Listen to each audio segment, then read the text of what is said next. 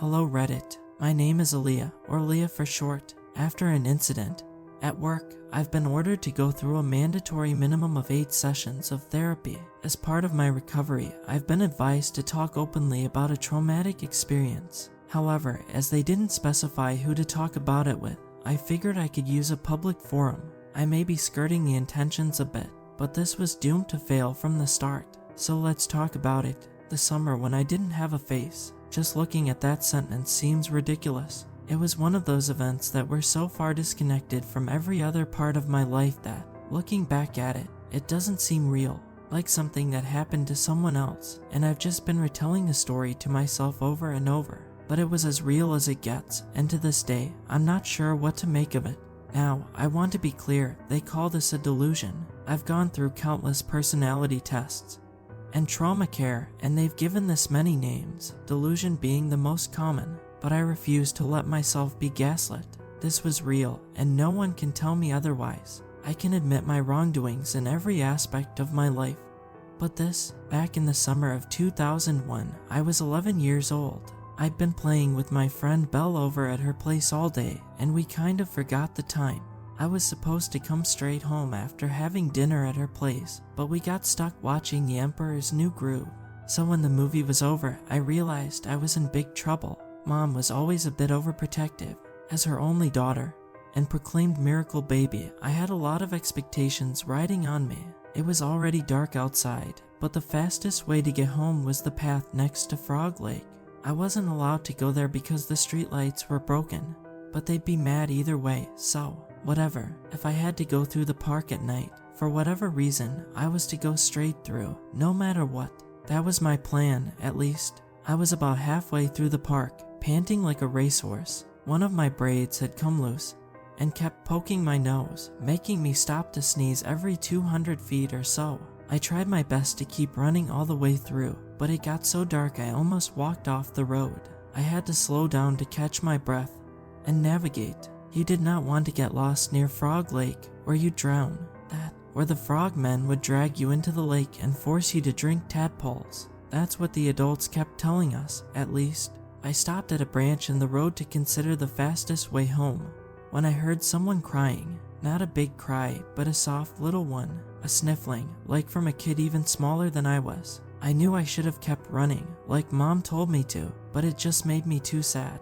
I had to check if they were okay. I caught my breath and looked around, only to see someone on a park bench down the path to my left. They were underneath the only working streetlight, so I got a good look at them. She was a girl my age, with these little bantu knots and a bright blue summer dress. She was curled up on the bench, burying her face in her knees. And while my mom always taught me to be obedient, she also taught me to follow my heart. So I did. I sat down on the bench next to her. She kept sniffling and weeping, but it was so faint, like she'd done it all day. I scooched a bit closer. "Hi," I said. "I'm Leah." She didn't answer. She just turned her back on me. "Are you okay?" I asked.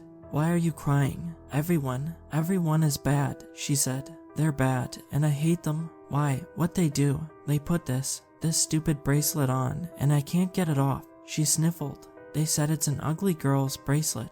She held her arm out, and it was this strange copper-like bracelet with little squares linked with iron rings. There were these white silhouettes of people etched into every other square, with splotches of an iron red color in between. I'd never seen anything like it, and the sides looked really sharp, like sharp enough to cut yourself with. It didn't look safe. "Let me see," I said, taking her hand and scooching even closer. There was no immediate way to take it off, but when the rings were a bit damaged, I inched it closer to my mouth, gnawed on it a bit, and managed to make a dent. With that, I pulled it apart. I did get a small cut on my lip though. The sides were really sharp. As the bracelet came off, the sniffles stopped. The girl turned to me. "Thanks, Leah," she said. "I've waited all day for someone to help me." And as she turned around, she smiled at me. Her eyes weren't red from crying. Her nose wasn't wet with snot. She looked perfectly normal, and she had my face. I just looked at her for a moment. She waved at me, now bracelet free, and skipped away into the night, giggling with excitement. The bracelet, still in my hand, crumbled into rust. The light above, the only working light on the street, flickered. Something about it just felt wrong, and I got back on my feet. I ran home as fast as I could. When I got home, my dad was waiting by the door. I shut the door behind me, kicked off my shoes, and ran headfirst into him, crying my eyes out. I hadn't even noticed that I had this shiver. Maybe it was just adrenaline running off. I hugged his sweater and cried. After a few seconds, I noticed he wasn't moving. No pats on the back, no comforting words, no cute nicknames, or kisses on the cheek. I stepped back and looked up at him. He was holding his hands out, like he was ready to defend himself. His eyes had gone wide, and his mouth hung open like a fish out of water. He'd never looked at me like that before. Never. Dad. He fell backwards and knocked over a lamp.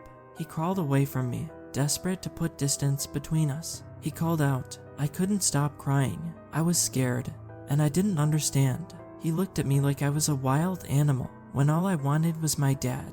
He hurried into the backyard, calling out to my mother over and over. He had this high-pitched note that I hadn't heard before, like he'd been hurt. I just sat down on the floor, buried my face between my knees, and cried. My tears felt strange on the skin of my knees. I sat there for a couple of minutes until I heard a door open. I didn't look up. I was scared to see my dad like that again. Leah, sweetie, it was my mom. Honey, are you there? I got back on my feet. It was my mom, on the other side of the room.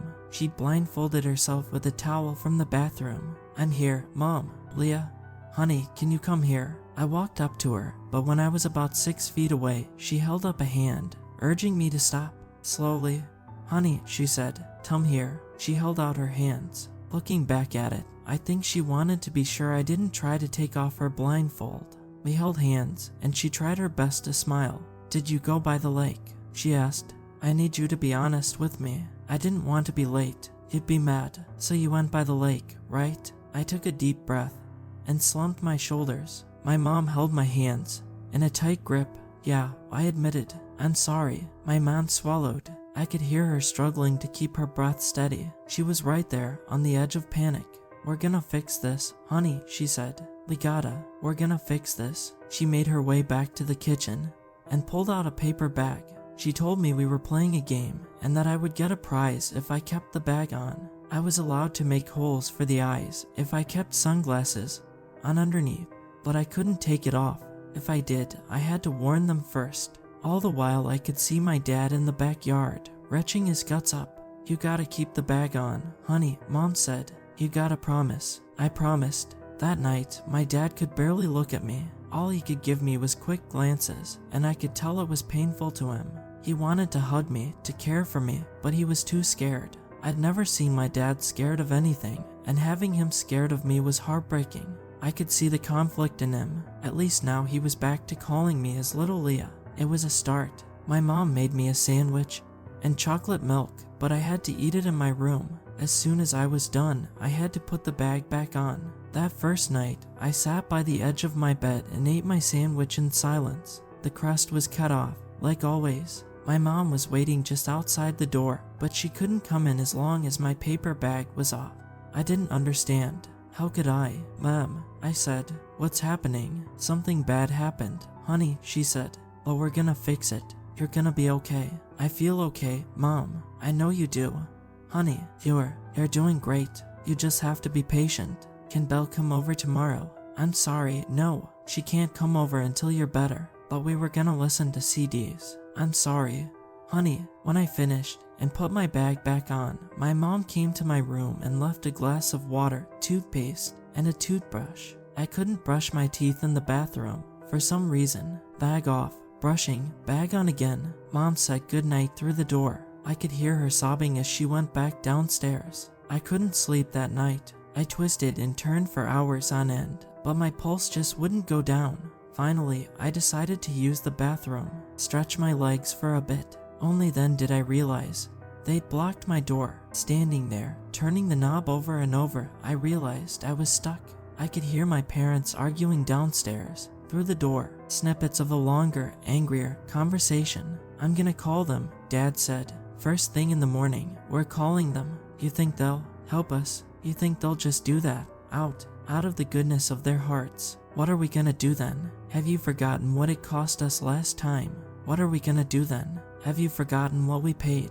I haven't forgotten a goddamn thing, But what are we gonna do then? We're dealing with this. You and me, we're dealing with this. There was a quiet that hung in the air. Something that Mom had said sounded bad, like dealing with this was a bad thing. We're gonna need a gun. I woke up early the next morning, still leaning against the door. When my mom finally let me out, she had a few rules for me to follow until everything got sorted out. I was to stay inside. Above everything, I couldn't go outside. This was for my own protection, apparently. Secondly, I was to not look at my own reflection, not through puddles, a reflection in the windows, the bathroom mirror, anything. No looking at myself. Third, I could not touch my own face without gloves. The gloves I was given turned out to be oven mitts. And finally, if I ever took off the paper bag, I had to tell them about it in advance. That first day was the worst. I kept getting this awful claustrophobic feeling, like I was stuck in that damn bag. I had trouble breathing, and I felt trapped. Once, I took it off without warning my mom, but she managed to shield her eyes before it was too late. When I put the bag back on, I could tell she was furious. For a moment, I thought she was going to hit me. She'd never looked at me like that before. "Please, Hugh, you can't just take it off," she said. "Never do that. Never again." Dad just wasn't around. He was out all day and only came back to fetch something from the garage. He and Mom talked for a bit on the driveway, then he was off again. He looked like he'd been crying. All the while, I was walking around with my face concealed and oven mitts covering my hands. Mom had taken down all mirrors, and Dad had covered the windows with brown packing tape. While I wasn't allowed to go anywhere, my mom still tried her best to keep me calm. She made me popcorn and allowed me to talk to Belle on the phone as long as I didn't say anything about being sick. We didn't talk for long. I ended up listening to my new Destiny's Child CD on my own. That memory of sitting on the floor of my childhood room wearing that bag and a pair of oven mitts is burned into my mind. While Mom was busy, I remembered my jewelry box. It had mostly plastic rings and clip-on earrings, but it had a built-in mirror on the inside of the lid. If I wanted to, I could see what the fuss was about. I dug it out and called out to Mom that I was taking off the bag in my room for a while. That way I'd at least get a warning knock before she entered. So I sat there, box in hand. I took off my oven mitts and opened it. As soon as the lock clicked, I got this chill up my spine, like dipping your toes in cold water, knowing you're about to wade out into the deep. I knew what I was doing was wrong, but it wasn't just wrong because Mom said so, but because I was doing something I shouldn't be able to do. I was breaking more than just rules. Still, I opened the box. Slowly, as soon as I saw the edge of my reflection, I heard something. A laugh in the distance, like a looming thunderstorm. A bright, joyous shriek.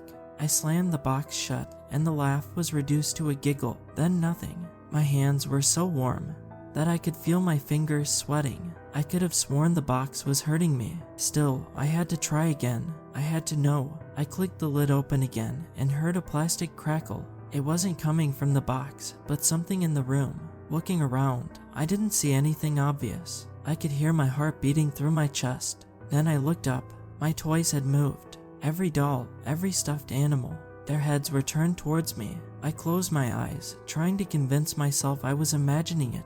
I opened the lid just a little and heard another crack, and again the distant laugh, but now it was more like a hysterical cackle, almost mechanical, repeating in the same pattern, louder and louder. I saw my own throat. My skin looked ashen and dry. I could see my discolored veins. Every set of eyes on every poster turned towards me, and it was only now that I noticed that everything looked different. Every toy, every picture, anything with a pair of eyes, the entire room was staring at me intently. Their eyes had changed color. They looked like mine. I kept opening the box. Slowly, something in me wanted to close it, to throw it away. There was a banging noise, like distant thunder, and that ever-growing laugh. I saw my chin, withered skin, breaking into something pale. I held my hand up, about to touch my own face, to feel it out. I know I shouldn't. I know there were rules. But in the edge of the reflection, I saw my hand come closer, and as I touched my chin with the edge of my index finger, I swear, I felt bone. Then my reflection moved. My mom burst through the door. She'd been trying to get my attention by banging on the door, but it was as if I'd been hypnotized. She came in with her eyes closed, wielding a hammer from Dad's toolbox. "Put it down," she screamed. Put it down now." I put down the jewelry box. Seconds later, she fell to her knees and smashed it to pieces. She kept hitting it over and over until her arm grew weak. When she couldn't hit it anymore, she just dropped the hammer to the floor. She ripped a pillowcase from my bed and wrapped it around my head. When I could no longer see her, she took her blindfold off and wrapped her arms around me. She cried in a way I'd never seen before, like a wailing child. These big, hulking sobs. She hugged me so tight that I had trouble breathing through the pillowcase. "Leah, Leah, please," she cried. "You have to listen to me. You have to listen. I'm sorry, Mom. I'm sorry too. Honey, I'm so sorry." That night made me realize that there was more to this than I understood. My mom and dad were doing this for a good reason. I decided to just hunker down and do what I was told. To see this as being sick, watching movies, eating snacks, and just waiting for it to be over. I didn't mind anymore. We were in this together. Over the next few days, things started to turn into a new kind of normal. I spent most of my time with Mom just hanging out, watching TV, playing games on our shared computer. I was obsessed with The Sims, and I got to play as much as I wanted. Mom would sit next to me, asking me about the characters and the stories I was making up. She even let me take off the oven mitts as long as I kept the bag on. We'd also made a cover using the pillowcase she'd ripped up, so I had a more comfortable option. But I was often reminded that something was wrong. Dad wouldn't come home until late in the night, and I had to keep lying to Belle about why we couldn't hang out. Mom just gave me this apologetic look, but didn't say anything. We trusted one another now. It was a white lie. Everything would be okay. I lived like that for 3 weeks. I stopped questioning it. I stopped trying. I went through the motions and hoped it'd be over. Sometimes I'd sit by a gap in my taped up window, just watching the people outside pass me by, much like the Sims in my game. At times, I imagined them turning towards me, looking at me with my own eyes. Sometimes, they really did. One night, when Dad came back, something was wrong. They usually talked a little, and then he went straight to bed. This time, they sat up long into the night. My mom had stopped locking me in my room, so I sneaked out to listen. They were being more quiet than usual, and I couldn't help myself. "We gotta bring her," Dad said. "She has to be there." "We can't," Mom cried. "We can't. She'll never be the same. You said we should handle it. This is how we handle it. But she doesn't have to be there. She has to be there, and she has to do it." The next day, Dad didn't go anywhere. He sat with me while Mom prepared breakfast. He gave Mom a long look, sighed, and turned to me. I met his eyes from behind my sunglasses. "Leah, honey, we're going on a trip tonight. Outside." Yeah, he smiled. "We're going out on a trip, but I need you to be very careful and to listen really closely. Can you do that?" "Sure, yeah," I nodded. "Where are we going?" "We're gonna make you okay." "Honey, you are." Dad nodded. He kept his smile firm, but it wasn't genuine. I could tell. That night, Mom and Dad came into my room. I wrapped my head in a new pillowcase that didn't have any holes for my eyes. I couldn't see, and they also gave me a pair of earmuffs. I couldn't hear, couldn't see, and had trouble breathing through the fabric. Mom gave me a big hug. "You can do this," she said. "Stay strong, be patient, and do what you need to do." They took me to the car, put me in the back seat, and drove off. I heard them talking in the background, but the earmuffs blocked most of it. I picked up a yeah or a no every now and then. I just sat there with my arms crossed, trying my best to stay calm. Whatever was going on felt bad. Again, like we were doing something we shouldn't. I could feel the road shift. It went from smooth asphalt to gravel, and then a bumpy dirt road. I had to steady myself against the door to keep my earmuffs on. I could hear a low sorry, "Honey," from my mom. I reminded myself to do what she said. Be patient. Be strong. After what felt like an eternity, the car stopped. Still seeing nothing, the car door opened, and a hand led me outside. I'd recognize Mom's hand anywhere. It was all I needed to feel safe. She led me through a forest path, down a short hill, and into a clearing. Mom and Dad asked each other really quiet questions, mostly just 1 or 2 words. The only one I caught was "here." Finally, I heard my dad shout something. Mom pushed the earmuffs closer together, blocking everything but my own heartbeat. I could feel water seeping into my sneakers. There was an argument, something loud and angry. Dad rushed past me. I felt the texture of his jacket brush against my arm. Another scream, a back and forth. Mom took off the earmuffs. She put something warm in my hands, something heavy, something metallic. You have to take it off, Dad said. She has to see her. It has to transfer. Mom didn't respond. She just kept sobbing as she unwrapped the pillowcase. Everything was blurry while my eyes adjusted. Shades of black and withered green, blue petals from a flower crushed under my sneaker. We were deep in the woods. I could feel a faint breeze, making the hairs on my arms stand up. I felt nothing on my face, however, nothing at all. And right there, collapsed in the soggy moss, was the little girl I'd met by Frog Lake. She was tied up and placed on the ground in front of me. I was holding a handgun. I didn't know it at the time, but the safety was off. Honey, listen, said Mom. You have to do this. It has to be you. Don't think, just point at it and squeeze the trigger, okay? Leah. Honey, follow my lead. Dad was standing on the side, closing his eyes. His hands were bloody. The girl dropped in front of me looked like me, but there was something off about her. I couldn't quite put my finger on a single thing. It wasn't just the hair, there were slight differences overall. Her eyes were a little further apart, her chin a bit longer. She looked like me, but it wasn't really me. It's not fair. The girl screamed. You made a deal. Don't listen to it, honey. Don't listen. Just aim down the sight. And she came to me willingly. She set me loose. You owe me. It's evil. It's not human. You can't listen, Leah. I looked at the girl who had my eyes, my face. They threw me away just to get you, she spat.